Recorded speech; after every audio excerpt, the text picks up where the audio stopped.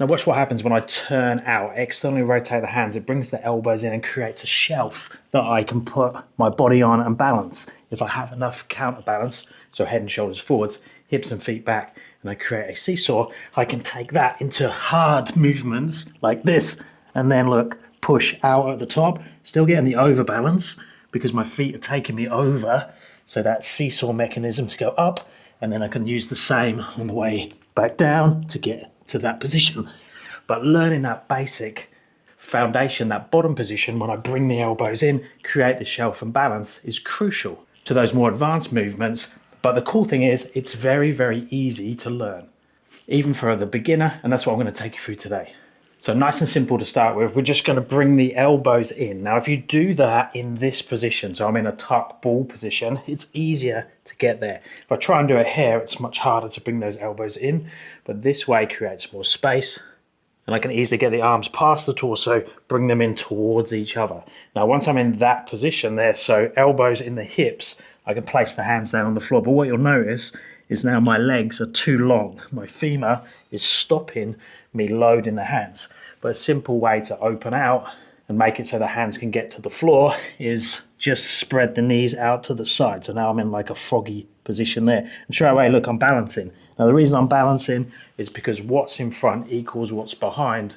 And I'm resting on that shelf that I've created. Now you can play with the hand position. I find in that position, the easiest one is to go fingers out to the side. So there. And then all I'm going to do in that position is just have a little play with tipping the head to the floor, which will raise the feet and the hips up a little bit, and then hips and feet to the floor, which will raise the head and shoulders up. So there, tip, tip, and just seesaw between the two positions. Okay, once we have that base, that foundation, then we can start to open the legs out. Now when we open the legs out, we also have to take the head and shoulders forwards. If not, you're just going to take weight back towards the feet and you're going to end up like this, and you can't lift up and down.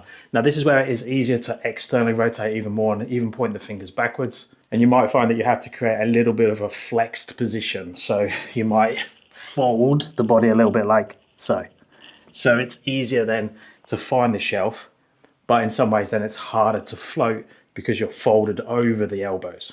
But I'll just play around in that position with different hand positions. Resting the head on the floor, resting the feet on the floor. You can go straddle, you can go legs together. You can take shoulders forwards, try and lift the feet up. You can go round the outside, same.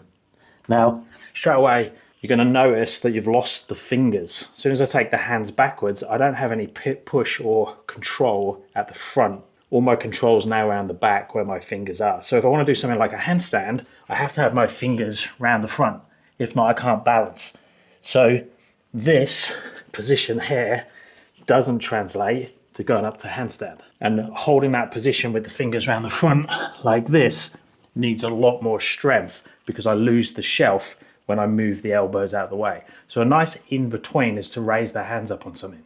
And I find something like these bumper plates work really well. If you're in a gym environment, they tend to have these now as well, which is fantastic. You can use yoga blocks. If you are using the yoga blocks though, I'd recommend going for these cork ones because they're a lot firmer, a lot more dense. You're not going to sink into them. The squishy foam ones are just going to squish down. You're not going to have much control, and they can even hurt your wrists. So the harder the block, the better. And that's why I like to use these. And these are also very sturdy. And you can use one and just have the fingers around the outside like that, which allows you to bring the elbows in.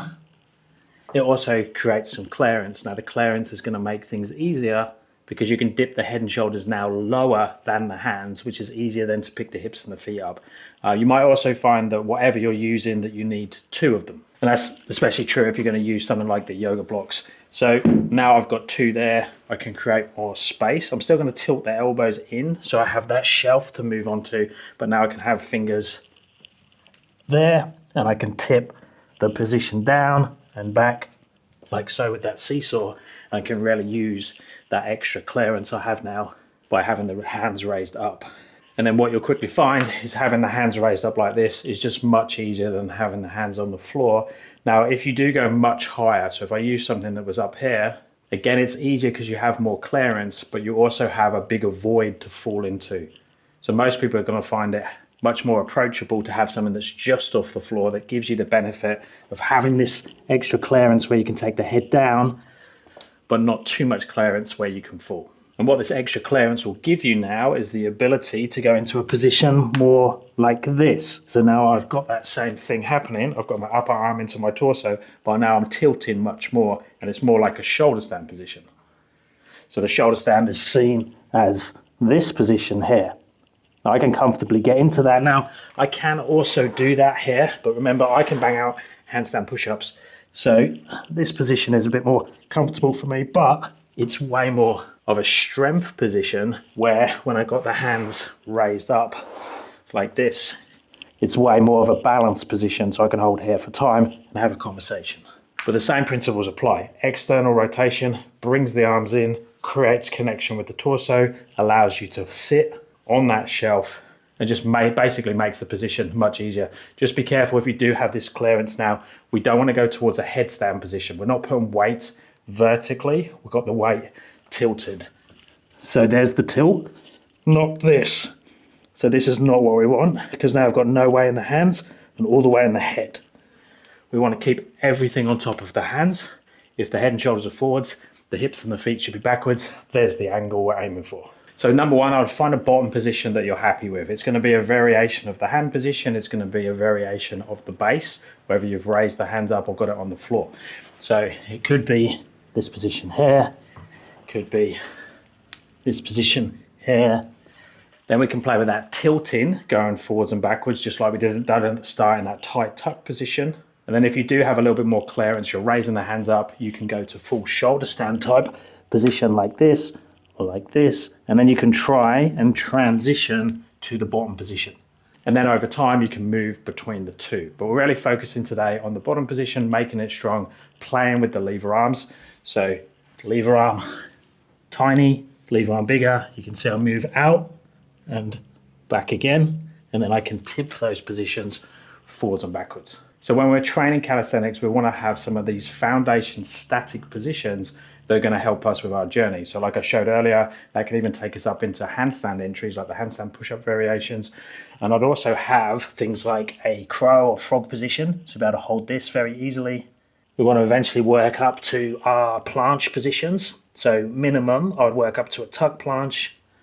And if you add things like the L-sit position, you've basically got the full combo. And the cool thing is there's loads of similarities between all of those static positions. There's balance, there's strength, there's mobility, and they all carry over to all the calisthenics skills, the handstand skills. And if you're also training the transitions between them, so from this position to that bottom position and everything in between, you'll have lots of options when it comes to your training. If you're after a more structured approach to your training, I have my online courses. There's handstand press, handstand balance, handstand push-ups, and ring strength taking you through to a muscle up. Links all down in the description. I'll speak to you guys in the next one.